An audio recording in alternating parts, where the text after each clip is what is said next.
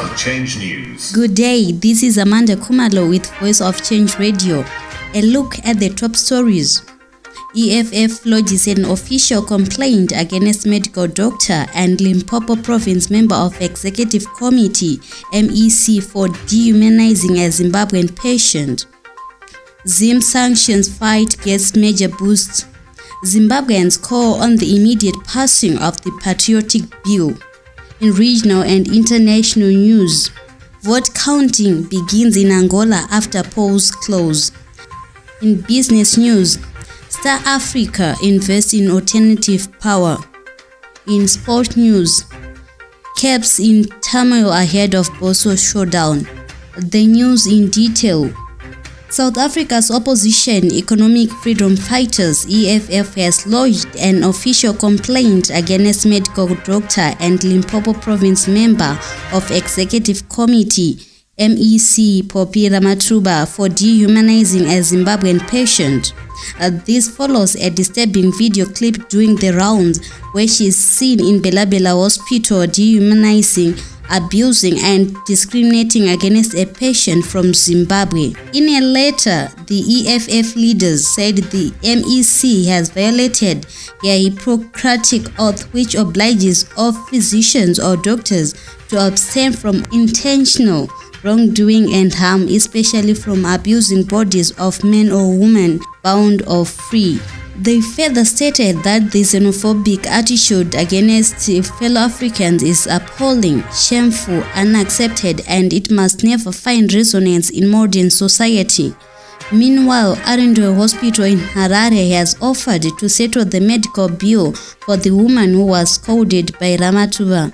Zimbabwe's re-engagement policy and the fight against sanctions received a major boost yesterday, with incoming ambassadors from Brazil, Botswana, Turkey and Italy who presented their credentials to President Mnangagwa, pledging to assist the country on that front.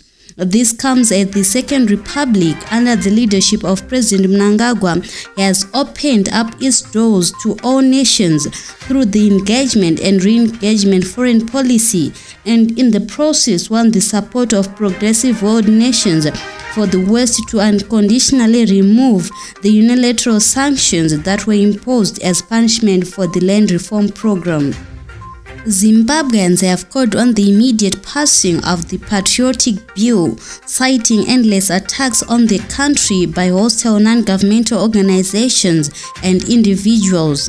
In an interview with SABC, controversial journalist and Triple C activist Wopel Chingono fueled medical xenophobic utterances, which analysts say would inflame xenophobic attacks against Zimbabwean nationals in South Africa. In business news, Star Africa Corporation, Star Africa, has invested in an alternative source of power in order to deal with the negative impact of power outages on the national grid, which has been affecting production and plant uptime. The company is an established sugar refinery in Zimbabwe, manufacturing and marketing sugar-based products under two well-known brand names, Gold Star Sugar and Country Choice Foods. In regional and international news, vote counting has begun in Angola after voters went to the polls on Wednesday in what was widely seen to be the most competitive vote in the country's democratic history, with incumbent President João Lourenço squaring up against charismatic opposition leader Adalberto Costa Jr. Angolans abroad for the first time were also able to cast their ballot. 8 political parties are running, but the real contest lies between the MPLA and its long-standing rival and ex-rebel movement, the National Union for the Total Independence of Angola, UNITA. In sport news, it never rains but pours for beleaguered Harare Giants Caps United, who have been hit by yet another player strike ahead of their weekend trip to Barbafields to face Highlanders. The players have been boycotting training for the past 2 days of unpaid salaries and allowances. Informed sources said players have not been paid for the past 2 months. That ends this news bulletin. Voice of Change News.